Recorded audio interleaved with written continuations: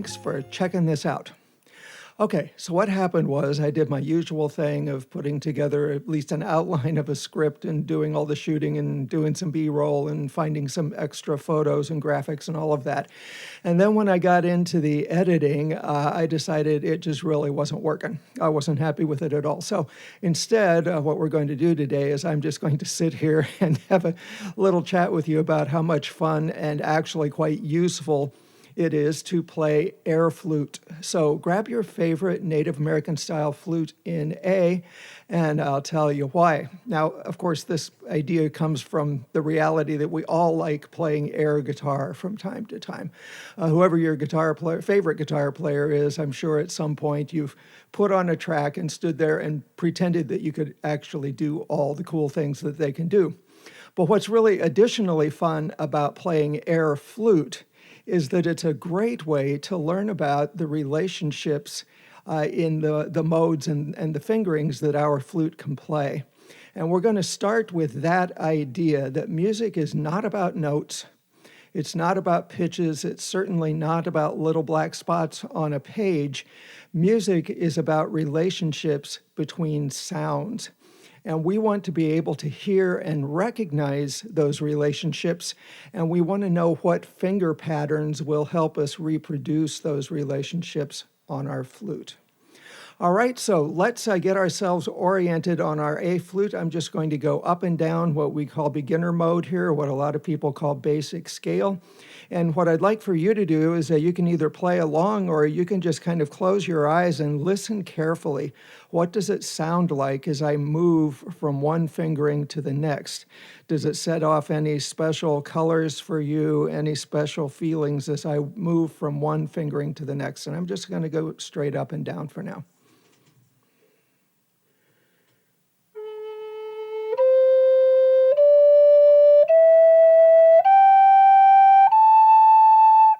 And back down.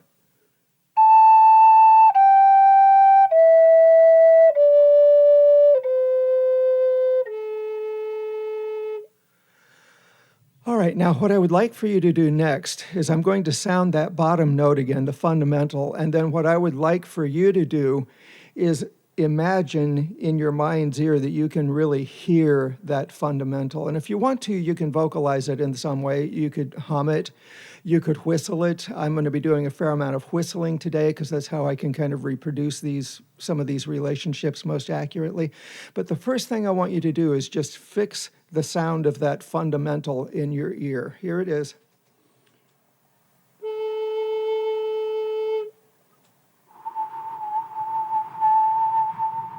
It's a low whistle for me, but I can kind of do it. Okay, have you got it? Now, what I'd like for you to do next is imagine what it's going to sound like when you lift that bottom finger. So you're going to go to the second fingering of basic scale. Can you reproduce that relationship in your mind's ear, or can you whistle it, or can you hum it? Again, here is our fundamental. And if I were to go to that second fingering in beginner mode, that's what I'm expecting to hear. And then check yourself. Is that what you actually hear?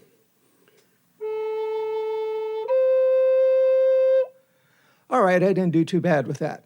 All right, so first step is to just go carefully from one fingering to the next in basic scale, doing exactly that.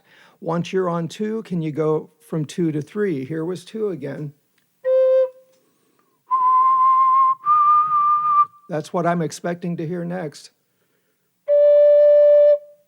Right? And once I have those fingerings figured out and I'm hearing those relationships in my head, I can go all the way up and down basic scale doing that. I don't even have to play my flute. I know those relationships well enough that I can go up and down. It's important to start at the top and go down the same way, step by step as well. You have to be able to hear these relationships in either direction. All right.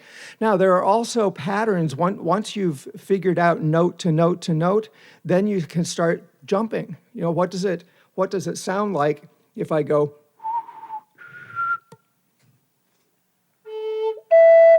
Yeah, right. My pitch drifted a little bit in the meantime, but I got the relationship right.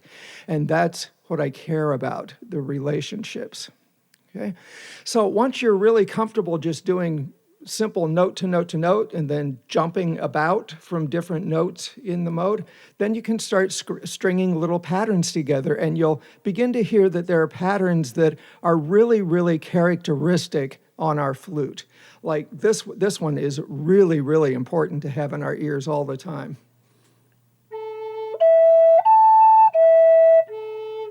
That really helps define, what flute we're on. So those relationships are really, really important. Here's a really cool relationship more in the middle of our beginner mode, and this is what we're going to focus on today. Just listen to this one once. I'm going to go from 2 to 3 to 4 and then back down.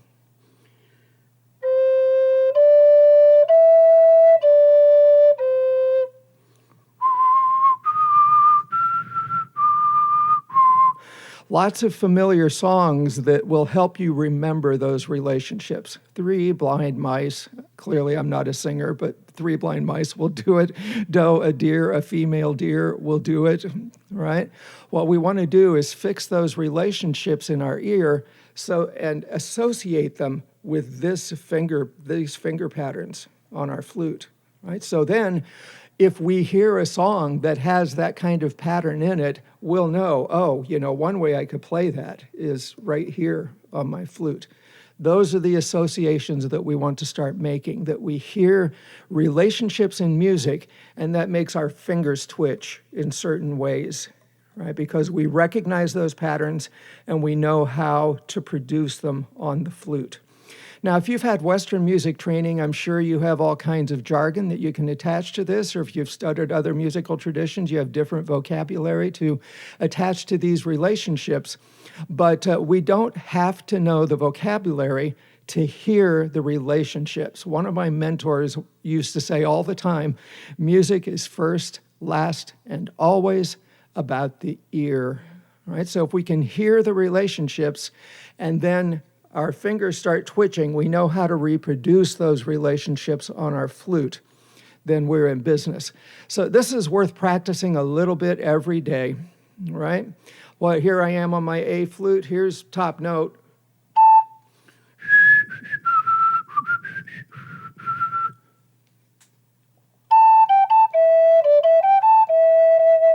And I can do that because when I imagine or whistle those sounds and I hear those relationships, my fingers start twitching in a certain way.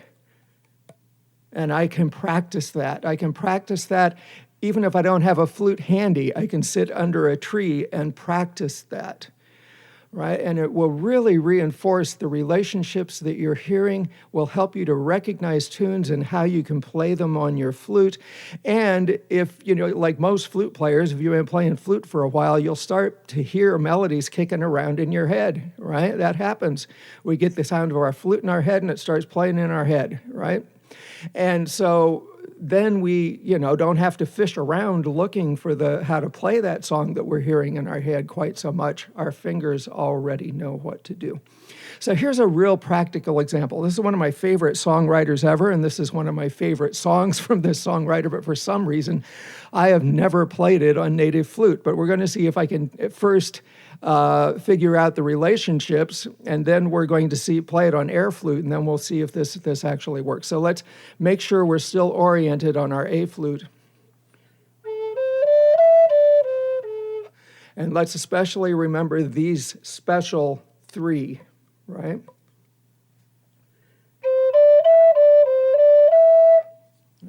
I'm going to whistle the tune because, as you've already heard, I'm a lousy singer.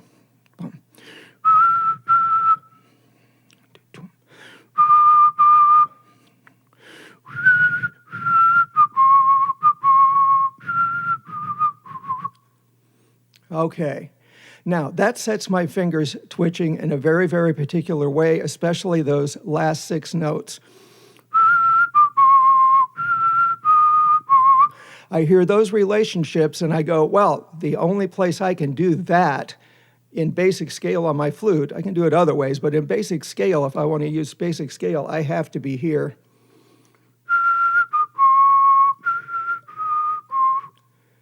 right? And the first two notes of the tune, too.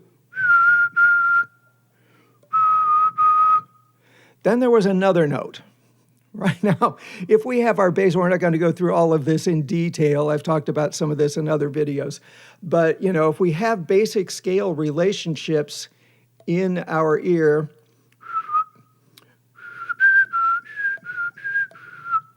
then we know that there was one note that's not in basic scale. There it is. Now, I've worked really hard to get all these relationships in my ear as well, so we're not going to review outside fingerings now, but I will tell you the outside fingering we need here is this one. Right? So if I want to try to do this entire tune, play an air flute, here we go.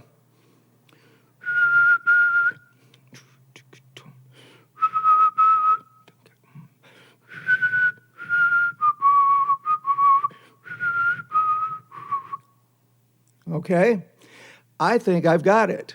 I heard the relationships. I know how they fit on my flute. I've practiced it playing air flute. So now I'm going to see if I can actually, I have never tried to play this tune on my flute until now. Let's see if this is working for me. Right, back up on.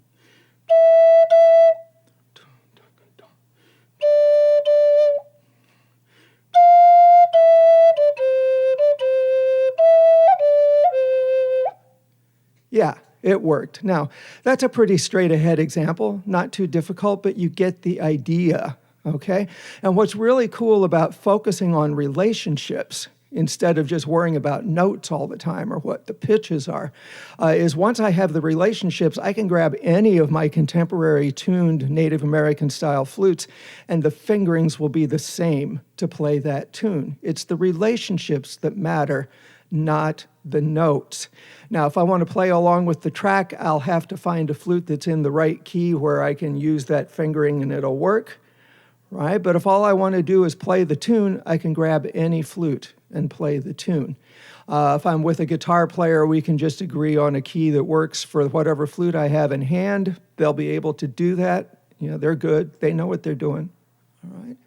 So this will really give you a leg up, right, on your making your own music, on learning tunes more quickly. I encourage you to practice it a little bit every day. Playing air flute will really help you out. Right? Give it a shot. Now, I like to assume if you are here that you are not only interested in native flutes, but you're also interested in native culture. So I always like to include a book recommendation at the end of every video. I read 8 books by indigenous authors last lunar month. So I had a hard time deciding which one to recommend, but I'm going to recommend this one, Sacred City by Theodore van Aalst. This is a set of short stories as a companion volume to his Sacred Smokes, which is also very, very fine. He was born in Chicago, so it's an urban Indian experience. Chicago, like so many American communities, is built right on top of a lot of indigenous villages and trade routes. And some of Theodore's people stayed in Chicago. Even the name Chicago comes from indigenous languages, so I don't know who's kidding who here. But anyway, he grew up with that urban Indian experience, and that can be a little rough at times. Involves poverty and sometimes gangs and unpleasant stuff. And it's a pretty unflinching look at that. It's a little gritty, a little bit in your face, but it's also full of humor and full of heart, and his heart is always in the right place. So again, that is Sacred City, Theodore van Aalst, published by University of New Mexico Press. And his first novel is due out in August with Penguin. So I'm really, really looking forward to getting my hands on that as soon as I can when it comes out.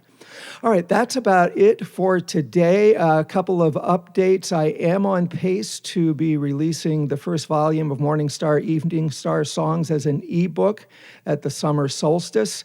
After much consideration, I have decided not to go ahead with the live stream. It would probably be a lot of fun, but I am a musician of a certain age, and I only have so much energy a day, and I need to be putting a bit more of that into my flute practice and music creation at this point. So we'll let the live stream ride for now. Maybe we'll pick that up down the road at some point. But thank you so much for those of you who responded positively to that question. Maybe we'll try it later on.